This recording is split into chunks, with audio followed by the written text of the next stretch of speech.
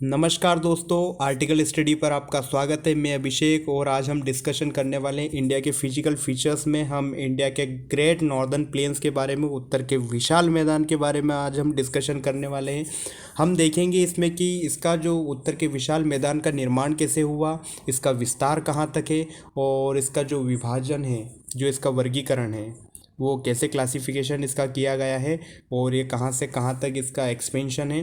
तो इन सब के बारे में हम डिटेल से डिस्कशन करने वाले हैं।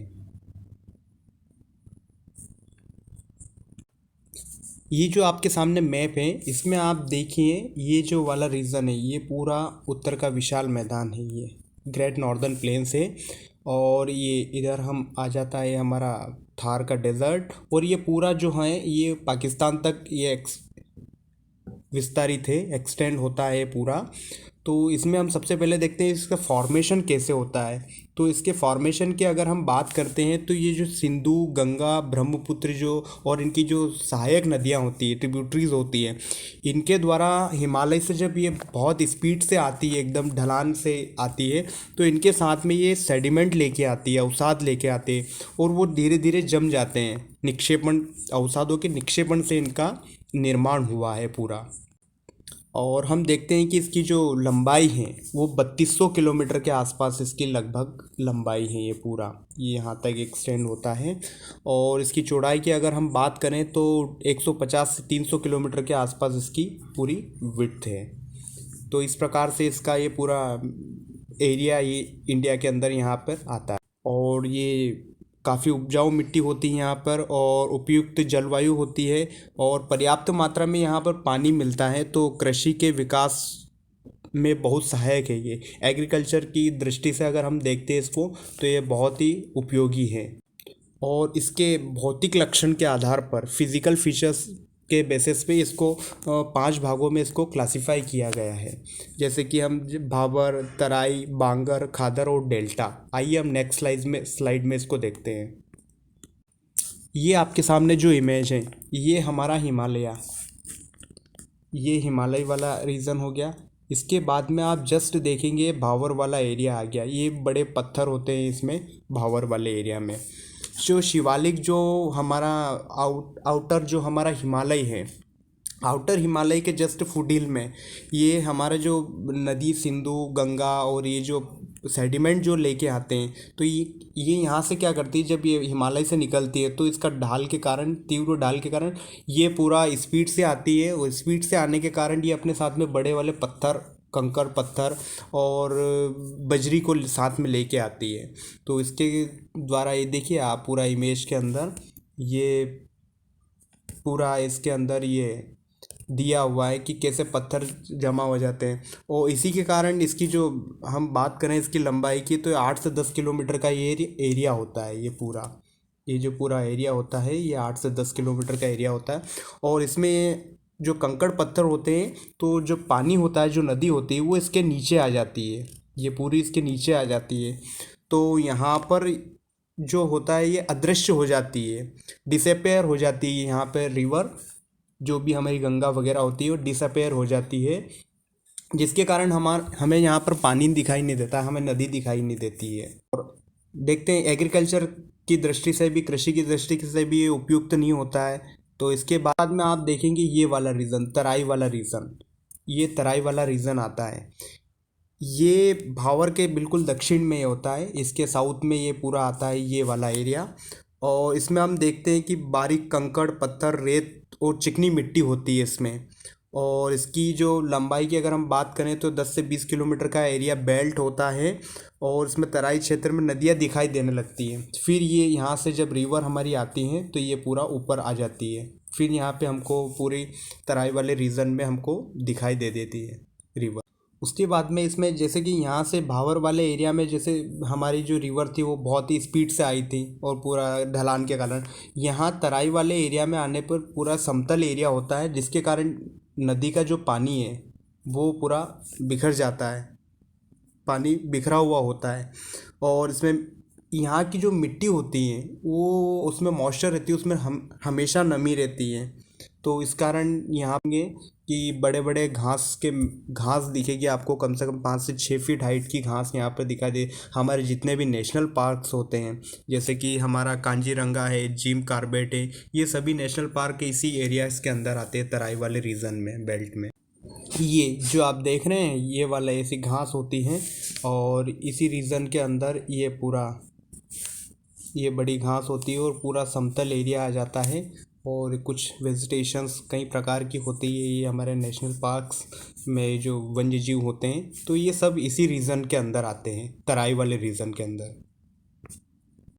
ये इस स्लाइड में भी आप देखिए, इस वाली इमेज में ये पूरा प्लेन होता है, और प्लेन में आप देखेंगे कि ये पूरा विजिबल हो जाती है फिर से रिवर हमारी, और आसपास पूरा प्लेन होता है, और ये पूरे वन्य जीव इसके अंदर पूरा दिखाई देते हैं हमें।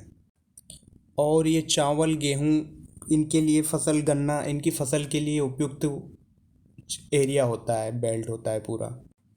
इसके बाद में हमारी बांगर भूमि आती है। बांगर ये उत्तर मैदान की उच्च भूमि होती है। ये जो उत्तर का जो हमारा ग्रेट प्लेन्स है, इसकी ये वाला जो आप देखेंगे, ये वाला एरिया, ये दोनों तरफ जो हैं ये बांगर बोलते हैं इसको।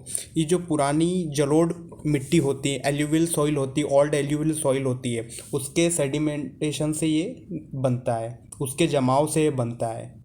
सेडिमेंट जो होता है, ओल्ड एल्यूवियल सॉइल जो होती है, उसके जमाव से बनता है। जब भी हम देखते हैं कि जो गंगा या इसकी सहायक नदी में जब बाढ़ आती है, ब्रह्मपुत्र वगैरह में, तो ये बाढ़ का पानी यहाँ तक नहीं पहुँच पाता है, क्योंकि ये बाढ़ वाले एरिया से काफ़ी ऊंचा होता है। इसकी वजह से यहाँ पर पूरा पानी नहीं पहुँच पाता है, जिसके कारण इसकी जो मिट्टी होती है वो पुरानी होती है, कम उपजाऊ। इसके विस्तार की अगर हम बात करें तो ये पंजाब, यूपी के मैदानी भागों में इसका पूरा एरिया पाया जाता है। क्षेत्र में इसमें बाढ़ का पानी पहुंच नहीं पाता है। पुरानी जलोढ़ मिट्टी, एल्यूवियल, ओल्ड एल्यूवियल सॉइल होती है। कृषि के लिए कम उपयोगी होती है। ये जो पूरा एरिया होता है ये कृषि के लिए कम उपजाऊ होता है, और इसका जो ग्राउंड वाटर लेवल होता है वो भी काफ़ी गहराई तक होता है इसके अंदर। इसके बाद हम डिस्कशन करते हैं खादर भूमि की। जो खादर, ये उत्तर के जो विशाल मैदान जो हैं, इसका सबसे निचली भाग होता है। ये जो वाला आप एरिया देख रहे हैं, ये सबसे नीचे वाला भाग होता है इसका, और इसमें नवीन जलोढ़, न्यू एल्यूवियल सॉइल से ये सेट उसके निक्षेप के द्वारा ये बनता है। नई जो जलोढ़ मिट्टी जो नदी हमें उसकी सहायक नदियों द्वारा जो लेकर आती हैं, ये पूरा जो लेकर आती है नई मिट्टी, जो हर बार बाढ़ वगैरह के कारण जो हर बार जो लेके आती है, तो ये क्या होता है कि इसकी जो मिट्टी होती है वो इसके ऊपर हर बार जमा कर देती है। जो पुरानी मिट्टी होती है उसके ऊपर हर बार नई मिट्टी जमा हो जाती है, तो जिससे इसकी उपजाऊ जो फर्टिलिटी है ये हमेशा बनी रहती है, उपजाऊ ज़्यादा होती है मिट्टी। इसका अगर हम विस्तार की अगर बात करें, एक्सपेंशन, तो ये पूर्वी यूपी, बिहार और पश्चिम बंगाल में पूरा ये बेल्ट में फैली हुई है। ये नदी के निचले हिस्से में होती है नदी के, तो बाढ़ के कारण इस पे ऊपर नई एक परत आ जाती है नई मिट्टी की, जिससे इसकी मिट्टी की फर्टिलिटी जो है वो हमेशा बढ़ती रहती है। और इसकी मिट्टी में चीका की अधिक मात्रा होती है। और इसकी अगर हम बात करें तो कौन सी कृषि के लिए उपयुक्त होती है, तो धान, गेहूँ, जूट, दलहन, तिलहन, ये इस प्रकार की कृषि के लिए बहुत ही उपयुक्त मिट्टी होती है नॉर्दर्न प्लेन की।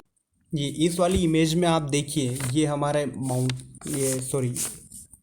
माउंटेन हो गए, ये वाले पूरे, ये वाले, और उसके बाद में ये हमारा बांगर वाला एरिया आ गया।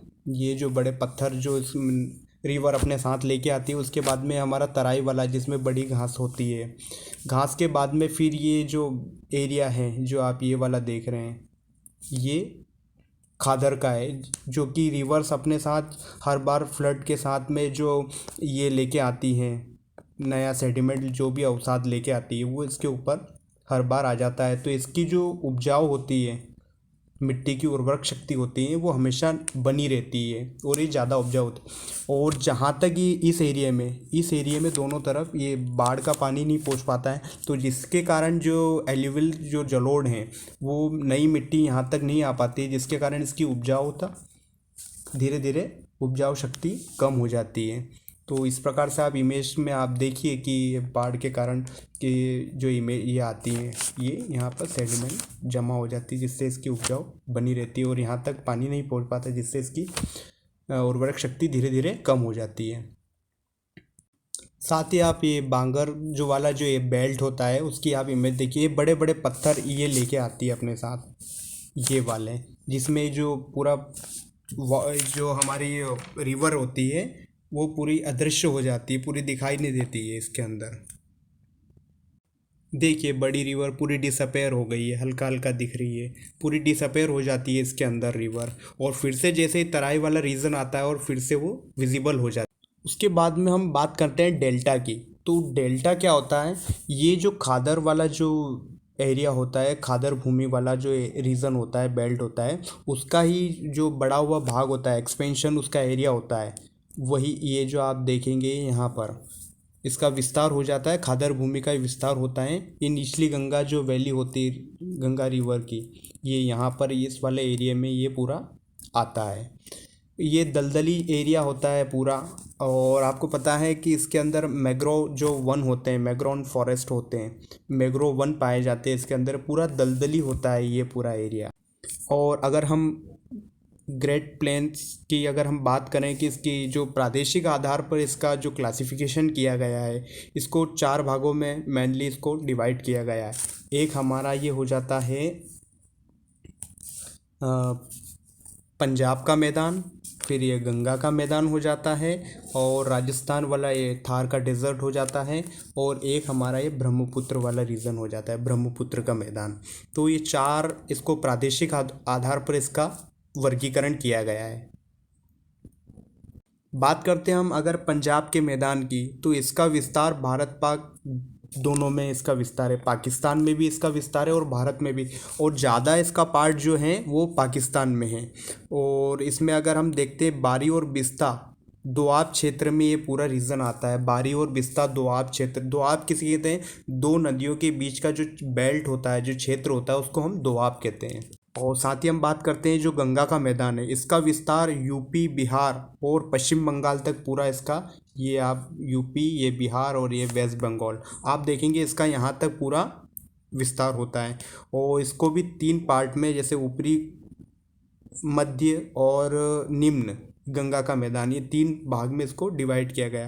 राजस्थान में हम देखते हैं कि थार का डेजर्ट, ये पश्चिम में अरावली जो माउंटेन है, ये अरावली पर्वत, ये इसको इंडो पाक सीमा, और इधर इंडो पाक सीमा तक ये पूरा यहाँ तक पूरा फैला हुआ है। और जो अरावली माउंटेन होते हैं, ये इसको जो सेंट्रल हाईलैंड है इससे, और राजस्थान का जो थार का डेजर्ट है, इसको अलग करता है ये हमारा अरावली पर्वत, इसको दोनों को अलग कर देता है। तो इस प्रकार हमने इंडिया के ग्रेट प्लेन्स के बारे में हमने डिस्कशन किया पूरा, और कैसे इसका क्लासिफिकेशन क्या है। तो और इसके बाद में हम जो हमारा नेक्स्ट वीडियो आने वाला है वो प्रायद्वीपीय भारत के बारे में हम डिस्कशन करने वाले हैं नेक्स्ट वीडियो में। तो आशा करता हूँ आपको वीडियो अच्छा लगा होगा, और ऐसे ही इंटरेस्टिंग वीडियो के लिए आप हमारे साथ जुड़े रहें। So thanks for watching.